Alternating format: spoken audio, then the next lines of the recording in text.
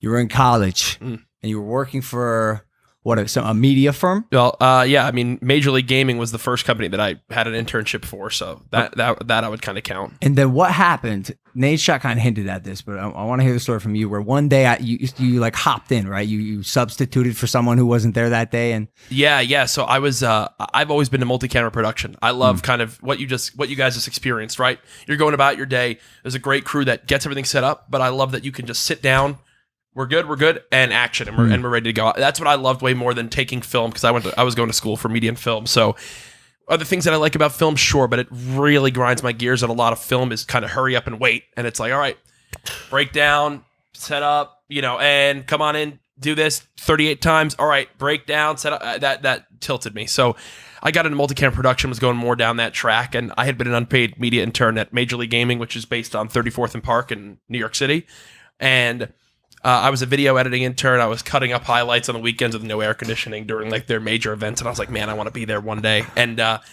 And one day, Chris Puckett, the main host of the show, he was the only on-air talent at Major League Gaming at the time. He was going to be homesick, and we spent the whole morning setting up for this show that was at like 3 p.m. And they were kind of having the decision right in front of me. Ron and Brian, who were the producer and director of the show, was on the phone with Chris, and they were like, I mean, we can cancel. And like, it was one of those moments that you kind of see in like a Disney movie where one of the characters like blurts something out of their mouth and is like, I literally was like, I think I can do it. Did I really just fucking say that? And they were like, Chris, what do you think? And he's like, hell yeah, let him have a shot. And then I wound up hosting the show like 40 days with him in a row until I went back to school after that. So that was like my first on-camera experience for an actual company.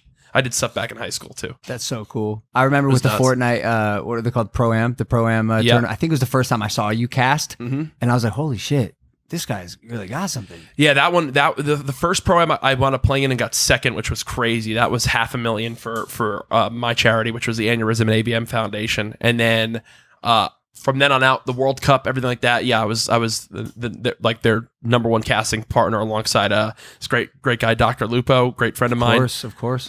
So yeah, casting is still a total passion of mine. But if there's one thing, it's like it's crazy to think, but if I can be paid X amount to stream for 2 hours and do a sponsored stream, casting rates just don't really go to what some of these brands will offer for me to stream. So it's like, hey, do you want to go cast an entire weekend for 3 days, travel, on plane, everything for this much, or literally do 2-hour streams for the same rate? What would you rather do? And I'm like, okay. I mean, staying home is nice.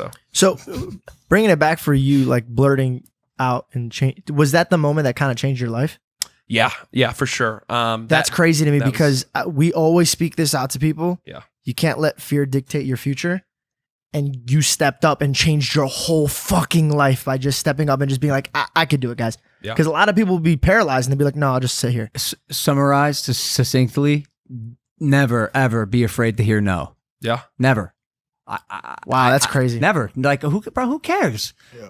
I think I could do it. Nah, not this time. All right, well, fuck. I'll try again next time. The 6ix9ine thing. I came up to you, I was like, yo, man, I think I could do this. I said, okay, you probably could, but I believe in you, Georgie. Don't let me down. But even if you said no, that would do nothing to like dictate our friendship at all. It'd be like, no, okay, cool.